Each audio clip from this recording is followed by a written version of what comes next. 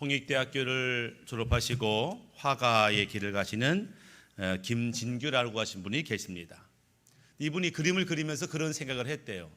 내가 그린 그림이 정말 훨훨 날았으면 좋겠는데, 내가 그린 폭포가 정말 시원하게 좀 흘러갔으면 좋겠는데, 화폭에 찍은 점 하나가 막 돌아다니면서 그림을 그렸으면 좋겠는데, 이런 생각을 했다는 거예요. 그러면서 좀 생동감 있는 그런 그림을 그릴 수 없을까라고 해서 이분이 세계 최초로 만든 것이 드로잉쇼라고 하는 것을 만들었습니다. 드로잉쇼는 시작은 마치 연극 공연처럼 관객 앞에서 그림을 그리는 것으로 시작을 합니다. 근데 그 그림이 완성될 때는 생동감이 있고 움직이기도 하고 아주 다채롭게 변화되는 것들을 이제 만들었는데, 예전에 없었던 어떤 특별한 어떤 예술 행위들, 듣도 보도 못한 어떤 것들, 그러다 보니까 이분이 사업으로는 망하게 됐습니다. 우리가 돈이 없어 본 적이 있지만 돈이 없는 거하고 빚에 쪼들리는 것은 다른 문제죠. 빚의 압박을 받을 때는 정말 살 소망이 없어질 만큼 마음이 무겁고 힘들지요. 이 가족도 마찬가지였습니다. 빚에 쪼들리다 보니까 가족이 다 뿔뿔이 흩어지게 되었고, 이분도 우울증이, 심지어는 이제 공황장애까지 오게 됐고, 혼자 집에 있으면 벽에서 시꺼먼 소리 나가지고 그를 막 옥죄는 공포, 두려움, 살 수가 없는 거예요. 뭐 병원 가도 뭐 고칠 수도 없고, 야, 이렇게 내가 미쳐가는가 절망 속에 하루하루 살아가다가 뭐랄까 지푸라기라도 잡는 심정으로 내가 하나님을 좀 믿어봐야 되겠다라고 됐습니다. 사실 이분은 이제 이렇게 아프기 전에 절대로 교회 가본 적도 없지만 교회를 싫어하는 사람이에요.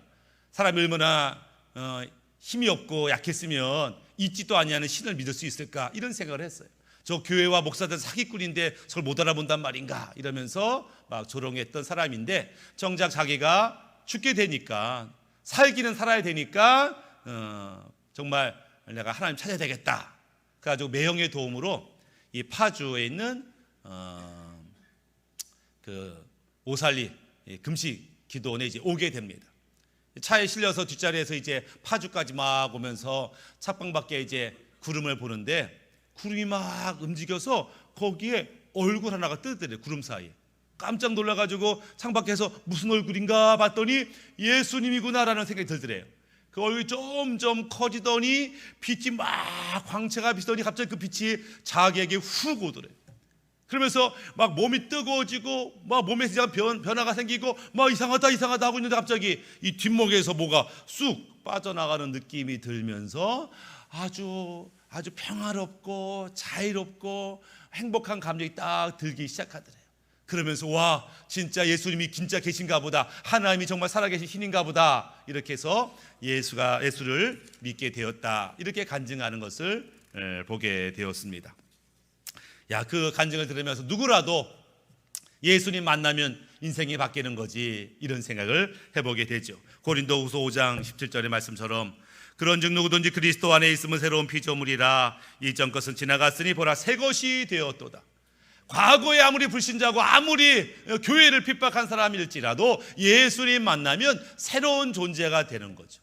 이 박완서라고 하는 작가가 그런 말을 했습니다. 다이아몬드라는 것은 중고가 없다. 다이아몬드는 1000년이 지나고 10,000년 지나도 영원한 정수리다, 이렇게 말하는 게 있는데, 예수 믿고 하나님 안에서 새 생명 가진 우리들은 시간이 지나든 병이 들었든 아니면 나이가 많든 관계없이 우리는 빛을 발하는 하나님의 자녀로 살게 되는 거죠. 그래서 이분이 구원의 감격을 경험하고서 지금 전 세계를 다니면서 이 드롱쇼를 하면서 하나님을 간증하는 그런 삶을 살면서 와, 멋지다, 이렇게 이제 그 간증을 듣고 있었는데, 옆에 앉았던 분들이 이렇게 말하는 거예요. 아유, 좋을 때다, 다 한때야, 좀 시간 지나봐라, 더 열심히 다 시들시들해진다.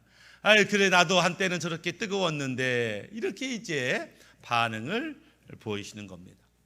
우리 주변에 이렇게 반응을 보이신 분들이 있어요. 청년의 때는 그렇게 열심히 선교도 하고 열심을 냈다는데, 지금은 겨우 주일 한번 지키기도 어려운 성도들이 있습니다. 얼마 전까지 뜨겁게 교회에서 헌신하고 봉사했던 분이 지금은 교회도 안 나오는 경우도 있어요.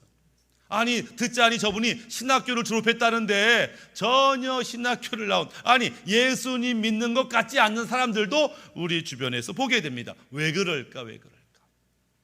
말씀을 선포하면 아멘으로 반응하는 성도가 있지만 속으로 이렇게 말해요.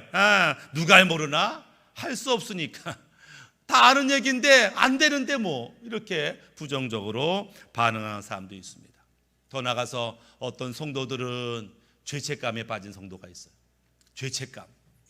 그분이 이렇게 말해요. 자기가 예수님을 믿기 전에는 죄가 정확히 뭔지를 몰랐다는 거예요. 자기가 죄인이라는 사실을 몰랐다고 하는 거예요. 그런데 예수님 믿고 죄가 뭔지 알았다는 거예요. 자신이 죄인이라는 걸 알았다는 거예요. 그래서 이제는 죄를 짓지 말아야지. 나는 이제 하나님 자녀가 됐으니까 죄인으로 살지 말아야지 하고 열심히 죄를 안 지으려고 마음 먹으면 마음 먹을수록 뭐예요? 내가 죄를 이길 수 없다는 사실을 깨달으면서 더 죄책감에 빠졌다라고 하는 거예요. 예수 믿기 전에는 죄책감이 없었는데 예수 믿고 나서 죄책감이 있다는 거예요. 왜 그래요? 이상하죠. 분명히 요한복음 8장에 진리를 알지니 진리가 너희를 자유케 하리라 이렇게 말씀했거든요. 예수 믿으면 우리가 자유하게 되는 거거든요. 예수 믿으면 죄를 이길 수 있는 거거든요. 그런데 왜 어떤 성도들은 예수님 믿고 이 죄책감에 빠지게 되는 것일까? 이 이유가 뭘까를 우리가 고민하게 되는 것입니다.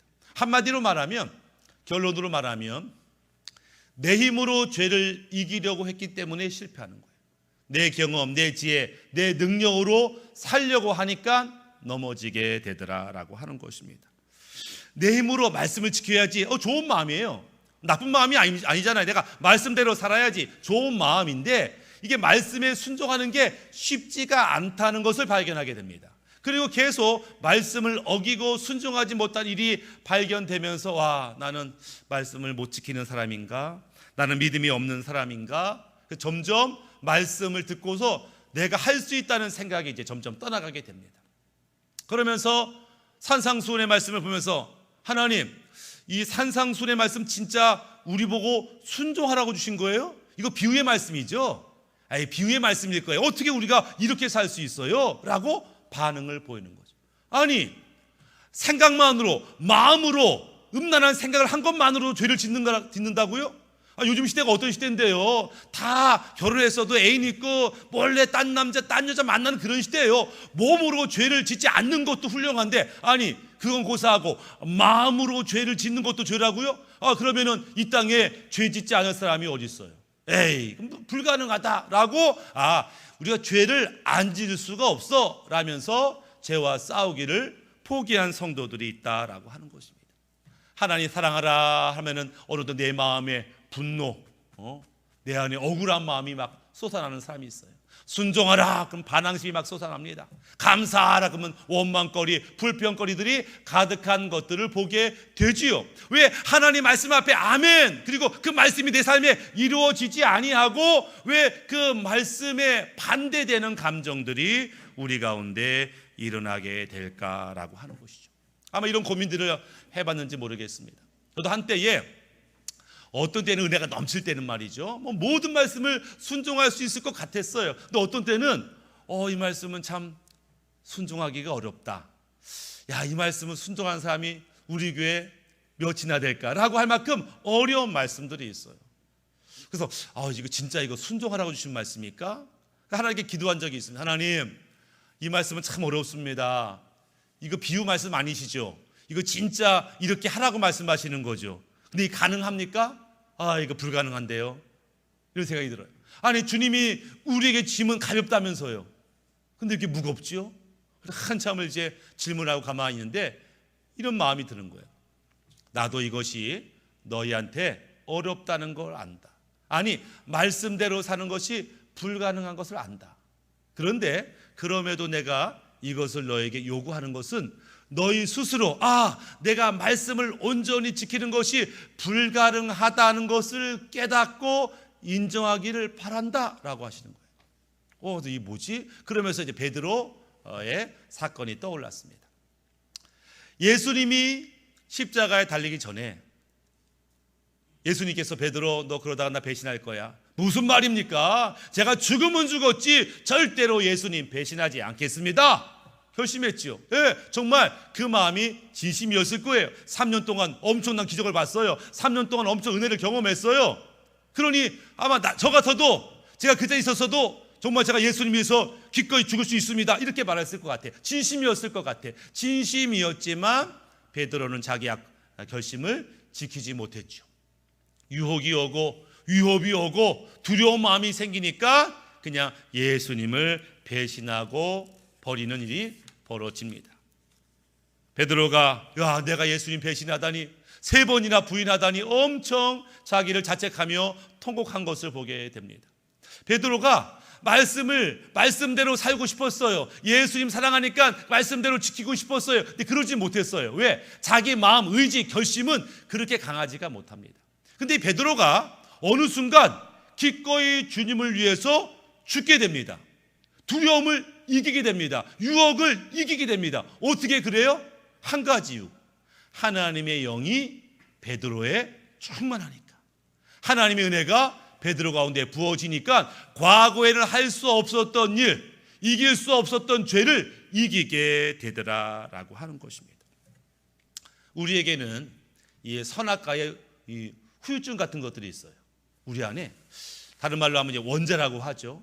과거에 아담과 하와가 지은 죄가 우리 안에 후유증으로 남아 있습니다. 이 원죄가 있어요. 비록 예수를 믿었지만 우리 안에 이 죄의 이 습성이 남아 있는 것들을 보게 됩니다. 어떻게 알아요? 우리가 아기를 키워보면 알겠죠. 아기를 낳고 아기를 키우면서 좋은 옷을 입히고 유기농의 음식을 먹이고 좋은 말만 하고 축복의 말만 하는데 어느 날 얘가 욕을 하네, 어느 날 얘가 거짓말을 하네, 어느 날 얘가 고집을 부리네, 어느 날 얘가 때를 쓰네, 못된 짓을 하네. 오늘 가르쳐 주지 않았는데 어떻게 얘들이 이걸 해요? 그 안에 이미 가지고 있었다라고 하는 거예요. 물론 나이가 들면서 욕도 안 하고 거짓말 안 하는 것 같아요. 안 하는 거 아니에요. 어떻게 하면 이것들을 들키지 않는 방법, 노하우를 터득한 거죠. 마음에는 분노, 억울함, 악한 마음이 가득한데 겉으로는 웃으면서 사랑합니다 고객님, 이럴 수 있어요. 네. 속일 수 있어요. 그 노하우를 배운 것이지 그 안에 있는 죄성이 사라진 것은 아니다라고 하는 것이죠. 예레미야 13장 23절에 구수인 흑인을 얘기하죠. 흑인이 그의 피부를, 표범이 그의 반점을 변하게 할 수 있느냐? 할 수 있을진데 악에 익숙한 너희도 선을 행할 수 있으리라. 이 죄로 가득한 너희가 어떻게 선을 행하냐? 그건 불가능하다. 성경은 그렇게 얘기해요. 물론 의지가 강해서 죄를 적게 지을 수는 있겠죠. 죄를 조금밖에 안 지을 수는 있을 거지만 죄를 아예 이길 수는 없어요. 만약에 죄의 무게가 있어요. 20kg예요. 여기 죄의 무게를, 죄를 이기냐 못 이기냐, 어떤 사람은 아유 너무 무거워 나 못 지겠어 이러면서 그냥 금방 유혹받자마자 죄를 짓는 사람이 있어요. 어떤 사람은 아직껏 20kg 별거 아니구만 하고 죄를 이깁니다. 죄와 싸웁니다. 얼마 동안? 1시간 동안? 1시간 동안 죄와 싸워 이기고 있어요. 근데 1시간 후에는, 아니 하루 후에는, 아니 한 달 후에는 도저히 안 된다, 이제 포기다, 죄를 짓는 거죠. 예, 결국 우리가 죄와 싸우고 견디는 것 같은데 끝까지 죄를 이기지 못하는 자신을 발견하게 되더라. 그럼 뭐예요? 그럼 우리가 예수 믿었어도 여전히 우리는 죄를 지을 수밖에 없는 존재인가? 성경은 아니라고 말하죠. 너희 죄를 이길 수 있어? 아니 불가능하다면서요. 근데 어떻게 죄를 이겨요? 힌트가 있죠. 나는 말씀대로 못 사는데 우리 예수님은 말씀대로 사셨어요.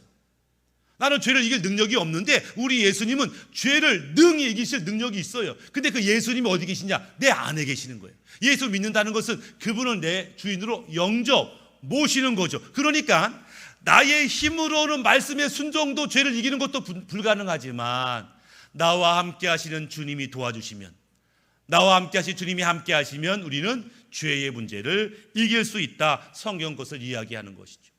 오늘 본문의 말씀 요한복음 15장 5절에 나는 포도나무요 너희는 가지라. 그가 내 안에 내가 그 안에 거하면 사람이 많은 열매를 맺나니 나를 떠나서는 너희가 아무것도 할 수 없습니다. 우리가 가지라, 가지. 나무의 끝에 있는 가지라. 근데 열매는 이 가지에 달려요. 그러니까 우리가 자신을 돌아보니까 많은 아름다운 열매가 있어요. 사랑, 희락, 화평, 기쁨, 온유, 절제 막 많아. 우와, 나도 괜찮게 인생 살았구나. 그런데 이 많은 열매를 사실 내 스스로 맺은 게 아니다라고 하는 것이죠. 내가 원줄기에 붙어 있었기 때문에 이 원줄기로부터 영양분이 공급되고 수분이 공급되고 각종 좋은 것들이 공급됨으로 말미암아 나는 그냥 가만히 있었을 뿐인데, 그저 줄기에 붙어 있었을 뿐인데 열매 맺는 것, 너 때문이 아니라 나무 때문이다. 근데 그 포도나무가 주님인 것이지요. 그러면서 너희가 주님과 붙어 있기만 하면, 주님이 내 안에, 네가 주님 안에 있기만 하면 너는 열매 맺는 인생이 된다, 이렇게 가르치고 있습니다. 15장 4절에 내 안에 거하라 나도 너희 안에 거하리라. 가지가 포도나무에 붙어있지 아니하면 스스로 열매를 맺을 수가 없음같이 너희도 내 안에 있지 아니하면 그러하리라. 이제 언제까지 내가 이 나무에 붙어 있어야 돼? 나 스스로 독립할 거야 라고 가지가 떨어져 나가면 스스로는 열매를 맺을 수 없다. 왜? 나에게는 생명이 없으니까. 내 열심, 내 의지, 나 스스로는 선을 행할 수 없어요. 왜? 내 안에는 선이 없으니까. 스스로는 하나님의 말씀을 온전히 순종할 수도 없어요. 스스로는. 그런데 줄기에 붙어 있으면 어떻게 해요? 저절로 열매를 맺는다. 신앙생활은 스스로 자기 의로, 자기 열심으로, 자기 헌신으로 뭘 한다고 되는 게 아니에요. 신앙생활은 저절로 되어지는 것이 정상입니다. 저절로 되어지려면 주님이 나를 다스려야 되고 주님이 나를 통해서 드러날 때만 저절로 아름다운 열매를 맺게 되더라라고 하는 것이죠. 어떤 사람이 야 내가 어느덧 예사랑마을교회 나온 지가 1년인데 이젠 술 담배 끊어야지. 주일날은 끊었지만 월요일 되면 또 피잖아요. 그러니까 이젠 끊어야지 마음 먹었단 말이에요. 술 담배로 끊겠다고 마음 먹은 그때부터 뭐예요? 영적 전쟁이에요. 그때부터 담배 피는 사람 보면 식후 한 개 피는 그냥 불로장생이라는데 필까 말까 이렇게 고민하게 되는 거예요. 친구가 야 술 한잔 하자. 그럼 내가 잘 아는 포장마차집 있는데 거기 가면 좋은데, 닭똥집이 좋은데 이러면서 갑자기 그전에는 별로 유혹도 안 됐는데 술 담배를 끊겠다고 하는 순간 유혹이 되는 거예요. 먹고 싶고 마시고 싶고 피고 싶고 막 이게 어려워. 내 힘으로는 어려워요. 물론 버틸 수 있죠. 제가 아는 분은요 금연을요 1년에 10번씩 해요. 한 달마다 실패를 하고 한 달마다 실패하고 금연만 10번 해. 그러니까 어려워. 버티는 것 같은데 일정 기간을 못 넘겨. 죄도 마찬가지. 에휴, 이겨야지. 한 번은 이겨. 두 번, 세 번 앞에서 무너지는 우리를 보게 됩니다. 그런데 하나님의 영이 충만하고 은혜가 가득하면 술, 담배가 기억도 안 나요. 냄새가 싫어요. 술자리가 불편해요. 그려지는, 내가 의지를 갖고 했기 때문이 아니라 그렇게 되어지는 은혜가 있어요. 그것이 하나님의 영으로 충만할 때 가능하다라고 하는 것입니다. 주님 우리를 향하여 너는 세상의 빛이야, 이 말을 들을 때마다 죄송하지요. 네가 열심히 신앙생활하면 성경 통독 많이 하면 빛이 될 거야, 이러면 소망이 있다고. 더 열심히 읽어야지, 더 많이 기도해야지, 언젠가 빛이 되겠지. 근데 그 말씀이 아니잖아요. 이미 너희는 세상의 빛이야 라고 하니까 죄송스러운 거죠. 왜? 내가 빛이 아닌데. 내가 빛이 아닌데 빛이라고 하니까 난 뭐지? 나 이거밖에 못 사는데 도대체 난 뭐지? 나 진짜 구원받은 사람 맞는가? 이런 고민들을 하게 되더라. 말씀을 드렸듯이 빛은 두 가지가 있다고 했잖아요. 스스로 태양처럼 빛을 내는 발광체, 빛은 아니지만 달처럼 태양빛의 반사가 되어 빛을 내는 반사체가 있다. 우리 안에는 빛이 없어요. 나는 빛이 아니에요. 그렇지만 빛이신 예수님이 내 안에 오시고 하나님의 영광이 나를 통해 반사만 되면 나도 빛의 사명을 감당하게 된다. 쉽게 말하면 너희는 세상의 빛이라 라고 하는 게 뭐예요? 내 안에 예수 생명으로 충만하라, 하나님의 영광으로 너희가 반사되는 이 빛의 통로자가 되라, 이렇게 말씀하시는 것들을 보게 됩니다. 다시 처음으로 돌아가서 왜 그렇게 한때는 열심으로 신앙생활했고 한때는 엄청나게 기도했고 은사도 받았고 여전도 회장도 했고 청년회장도 했는데 왜 지금 이렇게 냉랭한가? 결론은 주님으로부터 분리되었기 때문에, 연합의 관계가 깨어졌기 때문에, 더 이상 원줄기로부터 생명과 영양분을, 은혜를 공급받고 있지 못하기 때문에 내 안에는 생명이 없는데 혼자 살려고 아둥바둥 꺾여진 가지 한나절 동안은 살아있는 것 같아요. 꺾어진 꽃 반나절 동안은 살아있는 것 같아요. 근데 결국 시들어지는 인생. 내가 왜 이렇게 점점 왜 믿음을 잃어가고 있지, 열심을 잃어가고 있지, 내 마음이 냉랭하고 있지. 주님과 분리되었구나. 이것을 인식하는 게 중요한 거죠. 이 하버드 대학교의 위관 교수님이라는 분이 논문을 하나 썼는데 실패한 사람들을 조사했대요. 사업하다가 실패하고 성공한 사람이 있을 거 아니에요? 예술 분야에도 성공하고 실패한 사람이 있을 거 아니에요? 그 실패한 사람이 한번 공통점 이유를 한번 찾아보자. 봤더니 어떤 사람이 실패를 했어요. 근데 그 사람의 실력이 없어서, 능력이 없어서, 뭐 준비가 안 돼서, 그러니까 그 사람 때문에 문제가 있어서 실패하는 경우는 15%. 나머지는 잘못된 만남과 관계 때문에 실패하더라. 잘못된 부하 직원, 잘못된 사업 동역자, 잘못된 원수지는 적대적인 관계 때문에 결국 그 사람이 실패하더라. 신앙생활도 마찬가지예요. 내가 기도 못해서, 내가 잘 공부 못해서, 내가 뭐 열심히 봉사 안 해서 이래서 실패하는 경우가 거의 없어요. 한 가지인데 주님과 연합되지 않았습니다. 주님이 내 안에 없고 내가 주님 안에 없기 때문에 신앙생활은 실패하게 된다라고 하는 거죠. 우리가 물론 죄를 짓고 악을 행할지라도 여전히 우리는 하나님의 자녀인 것은 맞아요. 그러나 부모 관계에도 차이가 있지요. 어떤 엄마하고 딸은요, 자매처럼 그렇게 얘기도 잘하고 시장 보면서 재밌어하고 여행도 다니고 그렇게 그런 부모와 자식이 있어요. 어떤 부모 자식은 1년에 한 번 전화도 안 하는 그런 부모 자식도 있어요. 둘 다 부모 자식인데 관계성에 있어서 문제가 있다라고 하는 것이죠. 인생의 실패 결정적 요인은 나는 지금 하나님과 어떤 관계를 맺고 있는가, 이것을 우리가 점검해 봐야 된다. 그래서 늘 하나님의 임재 안에 머무는 훈련이 필요해요. 하나님 안에 거하는 훈련. 그럼 우리가 어떻게 하는 게 하나님 안에 거하는 훈련이니까 24시간 기도하는 거? 뭐 그런 방법도 있지만 그게 가능하지는 않잖아요. 24시간 성경 보는 거? 좋지만 가능하지는 않잖아요. 어떻게 되냐면은 항상 주님을 생각할 수는 있잖아요. 아, 주님을 생각하고, 아, 그래, 이 우리 집안에, 이 사업장에, 우리 교회 안에 주님 계시지, 인식할 수는 있다라고 하는 거예요. 그리고 대화할 수 있어요. 하나님 감사합니다. 오늘 일을 다 마치고 이제 집으로 갑니다. 오늘 하루도 함께 하신 주님 감사합니다. 이제 편히 쉬겠습니다. 대화할 수 있잖아요. 아침에 출근하면서 주님, 새 아침이 시작됐습니다. 오늘 이런 사람 만날 것이고 이런 일이 준비되어 있는데 주님 지혜 주세요. 내 안에 기쁨 주세요. 하나님 함께 해주세요. 기도할 수 있잖아요. 대화할 수 있잖아요. 그거 어렵지 않아요. 아니면 한 시간에 한 번씩 주님을 초청할 수 있습니다. 주님, 내 가운데 저에게 임하여 주옵소서. 저에게 주님의 사랑으로 임하여 주옵소서. 주님, 저에게 예수 생명으로 임하여 주옵소서. 뭐 한 시간에 한 번씩 1초 2초만 있어도 가능하잖아요. 이런 작은 노력들이 결국 우리가 주님 안에 거하는 인생을 살게 되더라라고 하는 것입니다. 왜 우리가 그렇게 매 순간 주님을 인식하고 주님을 구해야 되는가? 우리 주변의 영적 환경이 결코 좋지가 않기 때문에 그래요. 위태롭기 때문에 그래요. 우리 영의 눈이 없어서 지금이 얼마나 위태로운 상황인지 몰라서 그렇지, 영의 눈이 떠지고 우리 주변을 바라보면, 우리 자녀의 주변을 바라보면 얼마나 위태로운지 기도하지 않을 수 없는 상황이에요.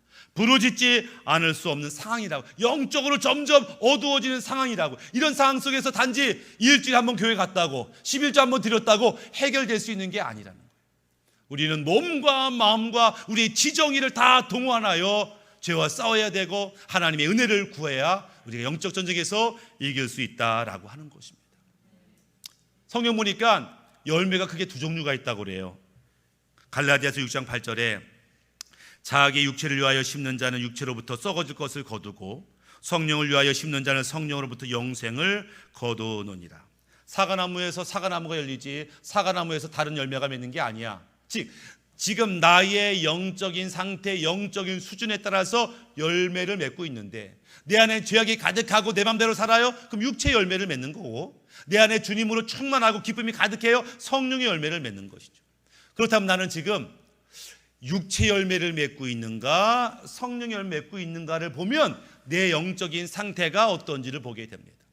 육체 열매가 뭐냐? 갈라디아서 5장 19절에 육체의 일은 현저하니 곧 음행과 더러운 것과 호색과 우상숭배와 조술과 원수 맺는 것과 분쟁과 시기와 분냄과 당 짓는 것과 분열함과 이단과 투기와 술 취함과 방탕함과 또 그와 같은 것들이라. 전에 너희에게 경계한 것까지 경계하노니 이런 일을 하는 자들은 하나님의 나라를 유업으로 받지 못할 것이요. 이런 육체의 열매는요, 사실 노력하지 않아도 저절로 맺어요. 이게 성령의 열매는 이게 하나님의 특별한 간섭이 있어야만 열리는데, 육체 열매는 그냥 내버려두면, 그냥 하고 싶은 거 내 마음대로 하면 육체 열매가 맺혀지게 되어 있다라고 하는 것입니다.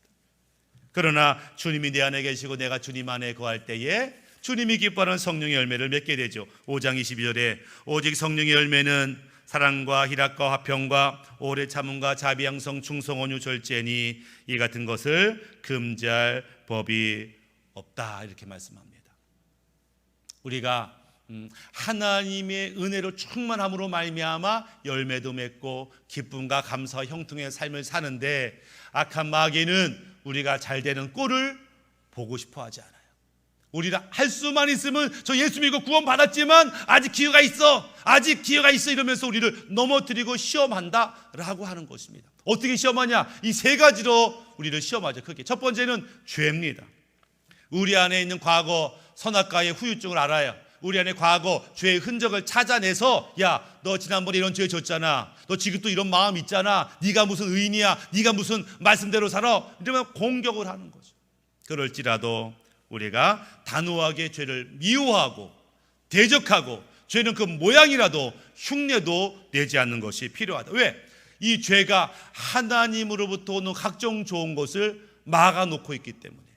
하나님 분명히 우리가 기도했을 때 주신다고요. 기도했어요. 하나님 이거 주세요, 저거 주세요. 하나님은 줬다고. 하나님은 줬는데 나는 못 받았다고. 왜? 중간에 죄가 가로막고 있어서 못 오게 하는 거예요. 못 오게 하는 거예요. 하나님이 안 준 게 아니에요. 하나님은 줬는데 이걸 못 받게 나의 죄가 가로막고 있다. 이 죄를 제거해야 하나님의 생명이, 은혜가, 축복이 우리 가운데 온다.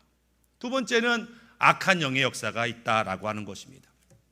우리 교회에도 이 살구나무가 있는데, 이 5월 6월달 이제 가지가 막 번성하면 열매 맺기 직전에 뭐예요? 갑자기 벌레들이 어디서 생겼는지 막 갉아먹어요. 하루 이틀 신경 안 쓰면요, 나무에 이만큼 이파리가 사라져요. 다 갉아먹어, 다 갉아먹어서 열매도 다 갉아먹죠. 그러니까 악한 영이 나도 모르게 들어올 때가 있어요. 보통은 우리가 죄를 지을 때 악한 영이 들어와요. 그러니까 우리가 죄를 지을 때 죄만 들어오는 게 아니고 악한 영이 들어와. 회개할 때 죄가 나가, 악한 영은 안 나간다니까. 사람이 회개할 때 죄만 회개하면 반만 회개하는 거예요. 죄를 회개하면서 죄와 함께 들어왔던 악한 영도 동시에 내보내야 얘가 역사하지 않아요. 어떤 사람이 그래, 분명히 회개했는데 또 죄를 져요. 그렇지, 그 죄와 함께 들어온 악한 영이 계속 그 죄를 짓게 만들고 있거든. 그러니까 이 악한 영도 우리가 예수의 이름으로 십자가 보혈로 내쫓아야만 우리가 자유롭게 될 수 있는 것을 보게 됩니다. 어렵진 않죠. 예수의 이름 부르짖고 십자가 보혈로 내어 쫓을 때에 비로소 우리가 자유롭게 되는 것을 보게 됩니다. 세 번째는 뭐예요? 우리 안에 고집이 있어요. 우리 안에 부정적인 태도, 그러니까 주님과 붙어 있으려고 하지 않냐는 마음이 결국 우리를 스스로 저주의 길로 가게 하더라라고 하는 것입니다. 우리가 이 땅에서 형통한 방법은, 다시 한번 예전의 믿음을 회복하는 방법은 주님과의 관계가 지금 어떤가를 점검해 봐야 됩니다. 그리고 계속 주님으로부터 생명을, 은혜를, 지혜와 능력을 공급받고 있는가를 점검해 봐야 돼요. 그래서 내 안에 지금 예수 생명이 있는가, 기쁨이 있는가, 감사가 있는가, 지혜가 있는가를 확인해 봐야 됩니다. 여기서 끝나면 안 돼요.